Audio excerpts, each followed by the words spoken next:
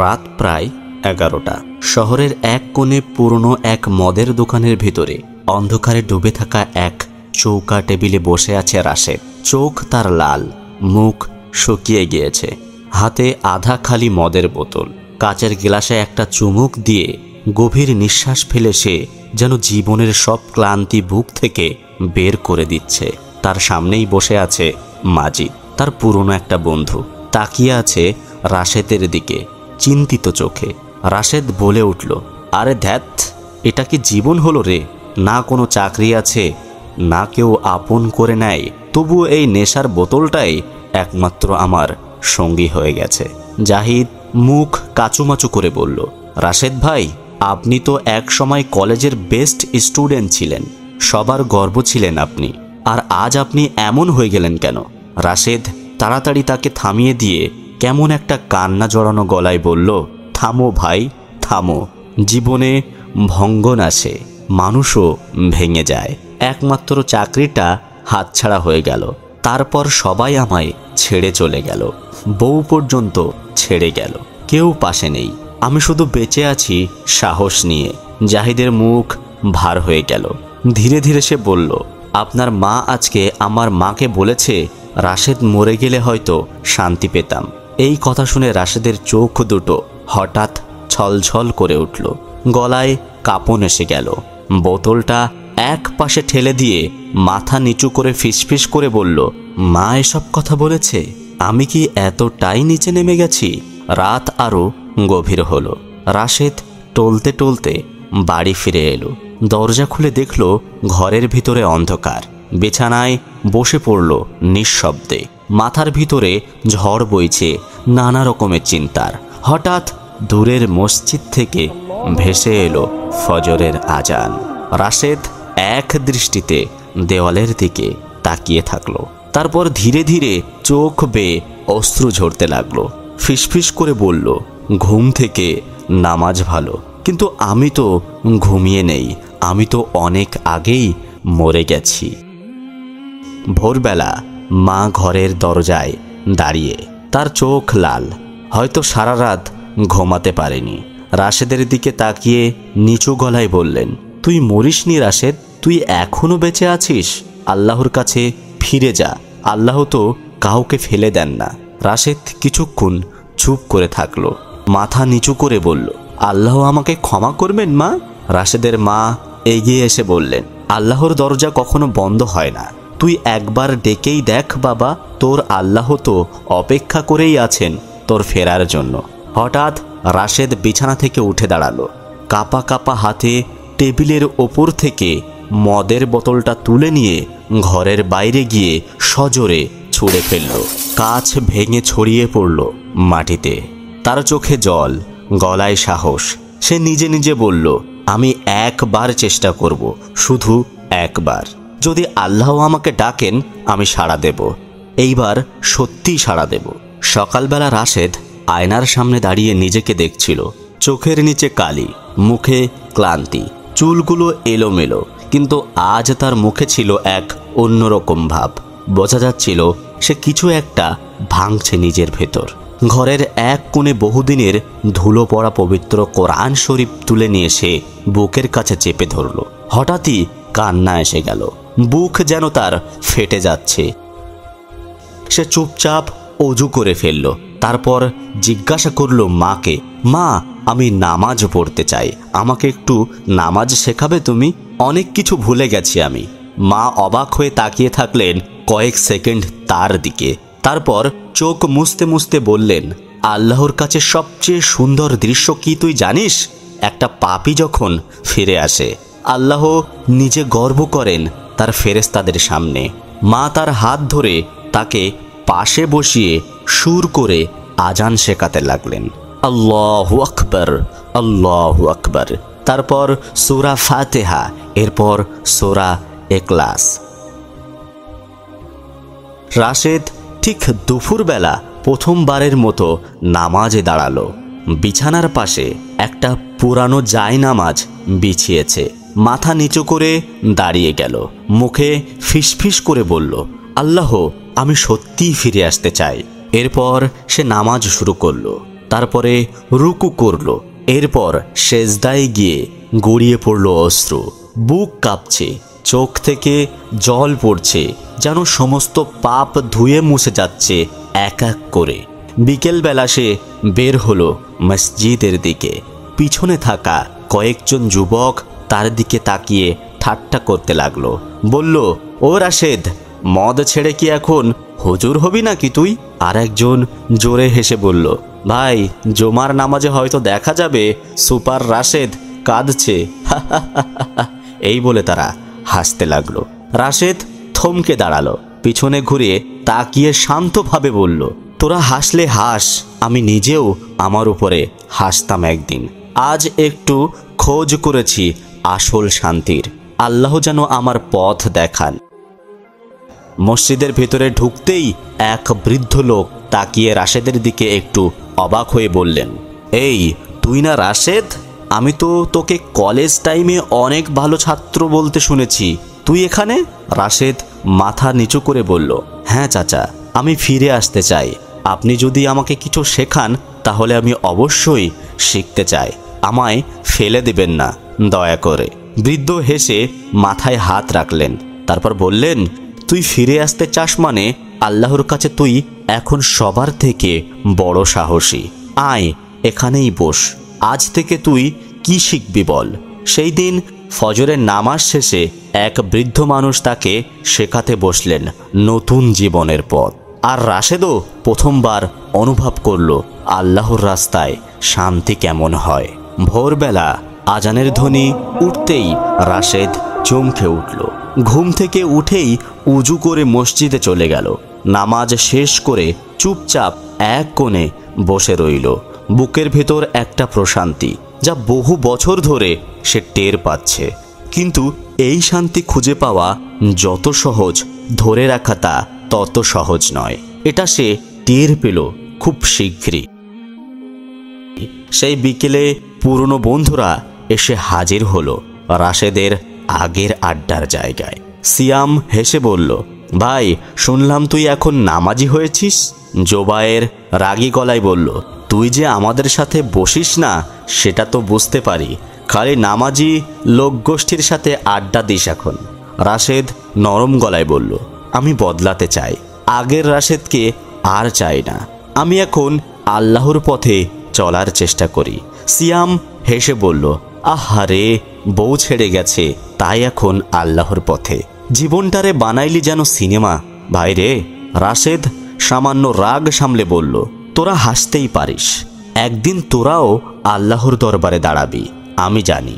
আর হ্যাঁ, আমি হারি নাই, আমি জিতে ফেলেছি নিজের সাথে লড়াইটা। ওদের ভিতর থেকে একজন বলে উঠল, তুই এখন আমাদেরকে পাপী করেছিস। এরপর রাশেদ তার চোখে তাকিয়ে বলল, আমি তোদের থেকেও বড় পাপী ছিলাম। এখন চেষ্টা করি ফিরে আসতে। তুইও চাইলে আমার সাথে আসতে পারিস। শুধু একটু চা, একটু দোয়া কর। চারপাশে নিস্তব্ধতা নেমে আসে। কেউ কোনো কথা বলে না। শুধু সিয়াম দাঁড়িয়ে থাকে কয়েক মুহূর্ত, তারপর চুপ করে চলে যায়। রাত 11টা। ঘরে রাশেদ একা বসে আছে। মনে পড়ছে তার পুরনো দিনের কথা। হঠাৎ সে নিজেকে আয়নায় দেখে বলে, আমি এখন অন্য মানুষ। আমি ফিরে যাচ্ছি। কেউ যদি সাথে না আসে তাতেও আমি যাব। আমি এই পথেই শান্তি পাবো, এই পথেই আমার শান্তি। তারপর সে নীরবে আবার সেজদায় লুটিয়ে পড়ে। হে আল্লাহ, আমাকে মাফ করে দাও, আমি তোমাকেই চাই। চোখের জল গড়িয়ে পড়ে নামাজে।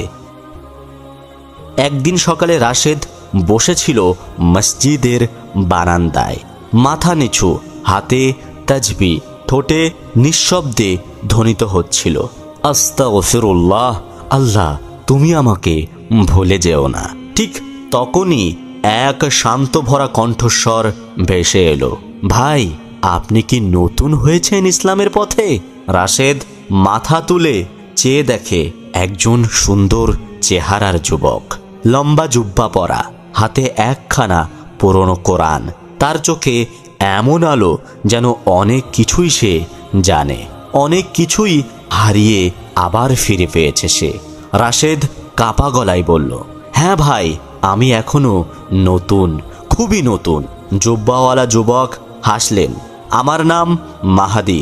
আমি একসময় মদের নেশায় ডুবেছিলাম। নাইট ক্লাব ছিল আমার আড্ডা। আর আজ আমি শুধু কোরআনের আলো খুঁজি। আপনি একা না ভাই? রাশেদ অবাক হয়ে তাকিয়ে থাকে মাহাদির দিকে। তাহলে আপনি কিভাবে ফিরে এলেন? মাহাদি মৃদু হেসে বললেন, কয়েকদিন মরণের দুয়ারে গিয়ে পড়েছিলাম। ডাক্তার বলেছিল বাঁচার কোনো আশা নেই। আইসিইউতে শুয়ে আমি আবার জীবনের হিসাব দেখছি চোখের সামনে। সেদিন বুঝেছি আমার সময় শেষ। সেই দিনই আমি আল্লাহরে ডেকেছি। আল্লাহকে বলেছি, যদি তুমি চাও আমি বদলাইয়া যামু। আর আল্লাহ আমারে ফিরায়া আনছেন। রাশেদের চোখে পানি এসে যায়। ভাইজান, আপনি আমার হামপথি হইবেন। মাহাদি এগিয়ে এসে কাঁধে হাত রাখলেন। ইনশাআল্লাহ আমরা একসাথেই হাঁটুম, কোরআন পড়ুম, হাদিস শিখুম, মানুষরে দাওয়াত দিমু। আমরা হারাইয়া যাওয়ার দল, আবার ফিরে আওয়া দল। এখন আমাদের দায়িত্ব অন্যদের এই পথে টেনে আনা। সেদিন থেকে রাশেদ আর একা নয়। মাহাদি হয়ে ওঠে তার বন্ধু, তার ভাই, তার পথ চলার সাথী। প্রতিদিন তারা একসাথে কোরআন পড়ে, মসজিদে সময় কাটায়, ছোট ছোট পোলাপানরে ইসলাম শেখায়, আর রাতে ঘুমানোর আগে সেজদায় কাঁদে। তাদের কান্না বলে একটাই কথা, হে আল্লাহ, তুমি আমাদের ভুলে যেও না। এক জুম্মাবার নামাজ শেষে মসজিদের বারান্দায় দাঁড়িয়েছিল রাশেদ আর মাহাদি।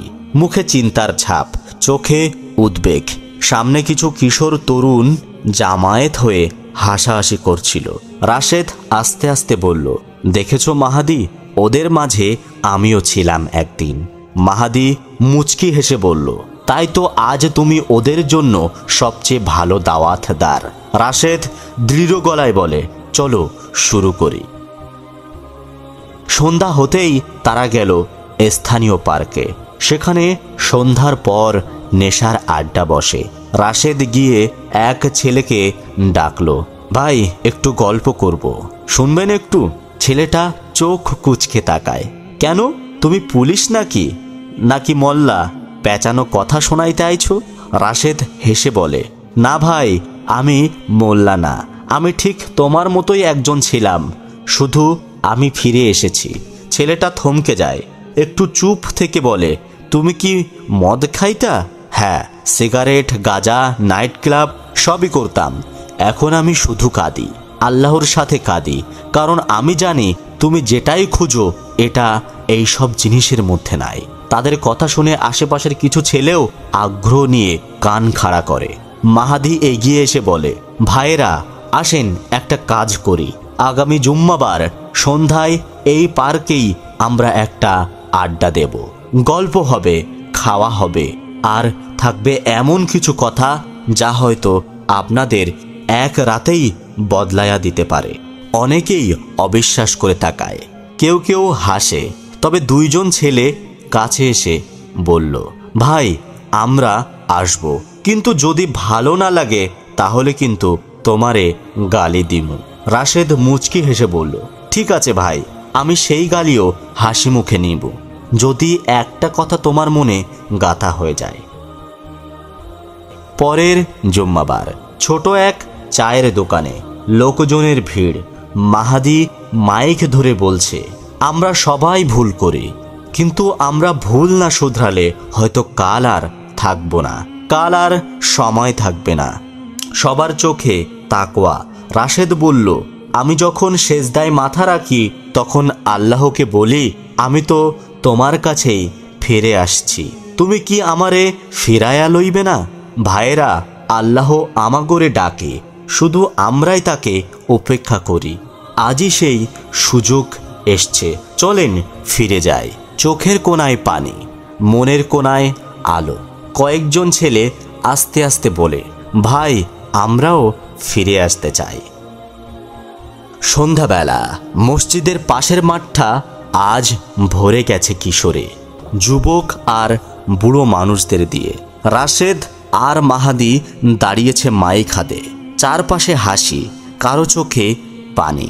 মাহাদি শান্ত গলায় বলল, ভাইরা, একদিন এই মাঠে মদের বোতল ছোটাছুটি করত, গাজার ধোঁয়ায় ঢেকে যেত এই বাতাস। আজ এখানে কোরআন পড়া হচ্ছে, মোনাজাতের আওয়াজ উঠেছে বাতাসে। এটাই তো হারিয়ে যাওয়া মানুষের আলোয় ফেরার আসল উৎসব। হঠাৎ করেই একজন এগিয়ে আসে, মলিন মুখ নিয়ে, চোখে অনুতাপ। সে সেই ছেলেটি যে প্রথম দিন রাশেদকে বলেছিল, তুই পুলিশ নাকি মোল্লা, পেঁচানো কথা শোনাতে এখানে আসছো। সে আজ কাঁদতে কাঁদতে বলে, ভাই, আমি আর পারতাম না।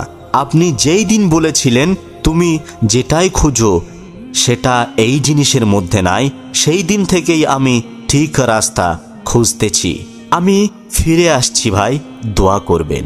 রাশেদ তাকে বুকে জড়িয়ে ধরে বলে, আল্লাহর কাছে কেউই দেরি করে না, যখনই ফিরবা আল্লাহ হাত বাড়াইয়া লইবে। হঠাৎ পেছন থেকে একটা অচেনা কণ্ঠ। রাশেদ ঘুরে দাঁড়ায়, চোখ বড় হয়ে যায়। দাঁড়িয়ে আছে তার হারিয়ে যাওয়া বউ সুমাইয়া, চোখে পানির রেখা।